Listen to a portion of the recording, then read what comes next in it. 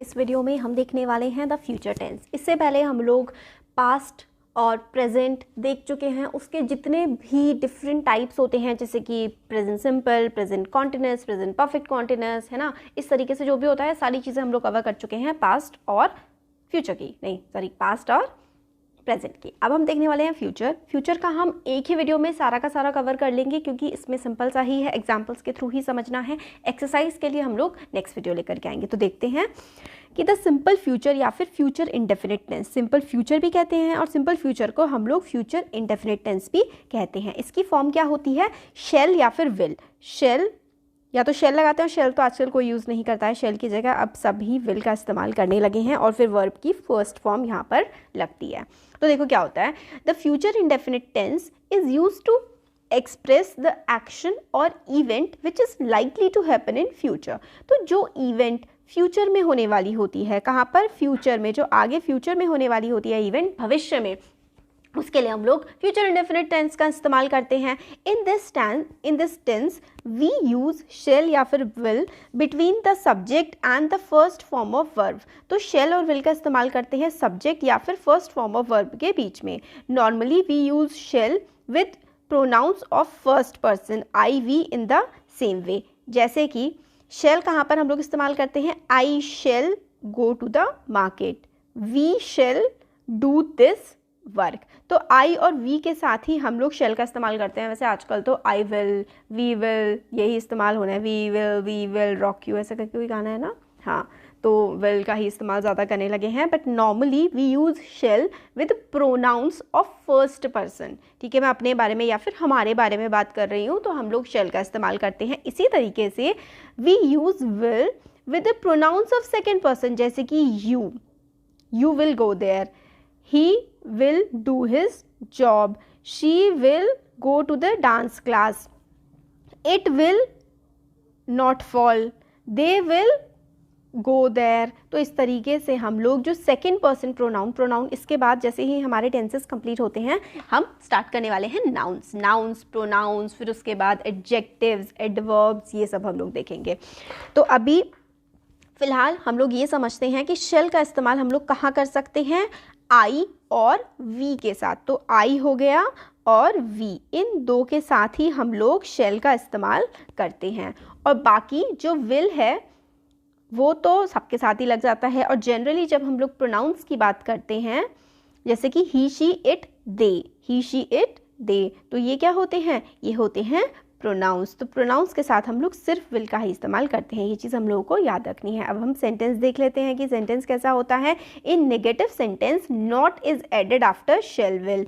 तो जैसे कि we shall not see the picture today, तो नॉट कहाँ पर आ रहा है? शेल या फिर जो भी होगा विल के बाद। और वी और आई के साथ हम लोग क्या यूज़ करते हैं? शेल यूज़ करते हैं। और बाकी ही शी इट दे के साथ हम लोग क्या यूज़ करते हैं? विल इसके साथ इस्तेमाल किया जाता है।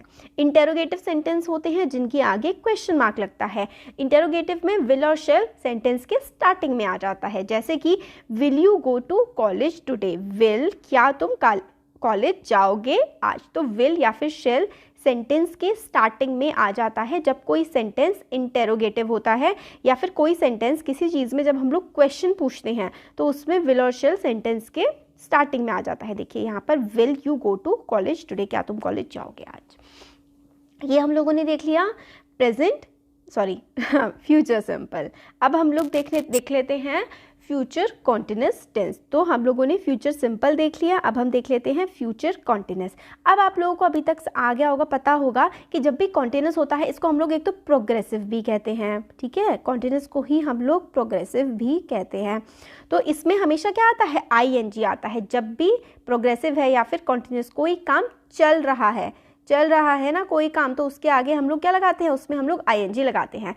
विल या फिर shall plus B plus verb और ING। The future continuous tense is use to express an event that is expected to take place in the normal course और at some time in the future. तो जो future continuous tense होता है वो एक ऐसी event को दिखाने के लिए हम लोग करते हैं जो कि हम एक्सपेक्ट कर रहे हैं, जो नॉर्मल कोर्स में चल रही है या फिर फ्यूचर में होगी। जैसे कि we shall be playing a football match on Sunday.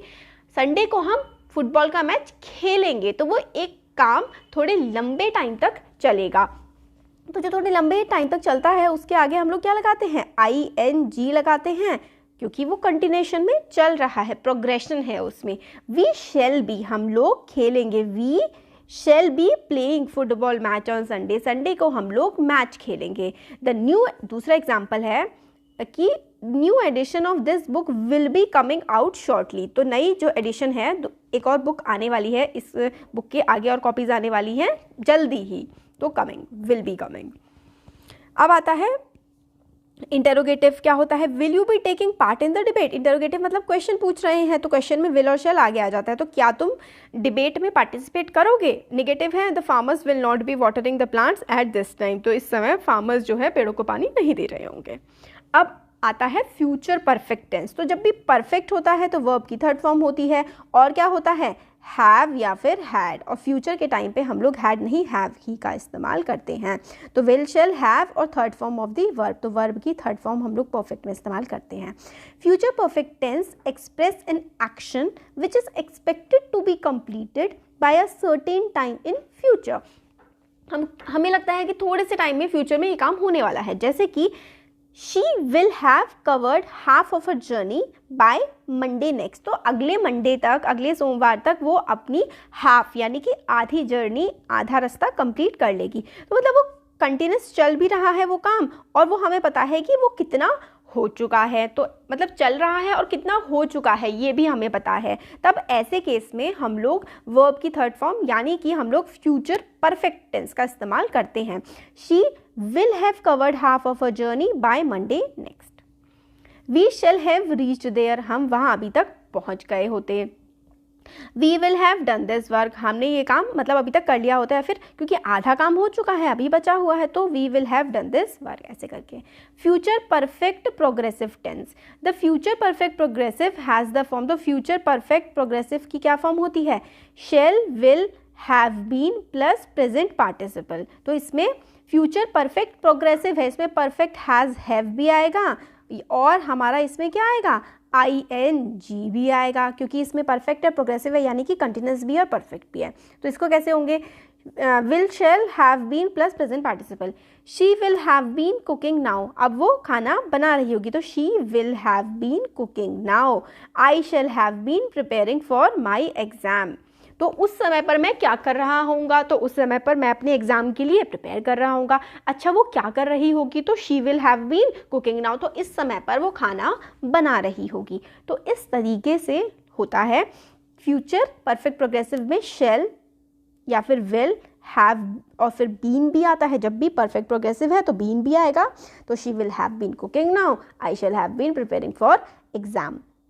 तो इस तरीके से हम लोगों ने फ्यूचर कैसे कैसे यूज़ होता है फ्यूचर टेंस वो हमने देख लिया। तो विल और शैल का इस्तेमाल होता है, परफेक्ट है तो हैव और हैव आ जाएगा, और कंटिन्यूस है तो ING आ जाएगा, परफेक्ट कंटिन्यूस है तो हैव बीन और प्लस ING आ जाएगा। इसकी एक्सरसाइज हम लोग नेक्स्ट वीडियो में देखेंगे। फ्यूचर जो फ्यूचर में होने वाला है, जो आगे भविष्य में होने वाला है इवेंट, उसकी बात की जाती है। इसमें ही अगर हम लोग कंटिन्यूस लगा दे तो ING आ जाएगा, परफेक्ट लगा दे तो हैज़ हैव बीन वर्ब की थर्ड फॉर्म आ जाएगी। तो होपफुली आप लोगों को समझ में आया होगा, अच्छा लगा होगा। एग्जाम्पल्स के थ्रू हमने समझने की अच्छे से कोशिश की है। अच्छा लगा है तो ज़रूर वीडियो को लाइक करिए, चैनल को सब्सक्राइब करिए और अपने फ्रेंड्स के साथ शेयर करिए। Thank you.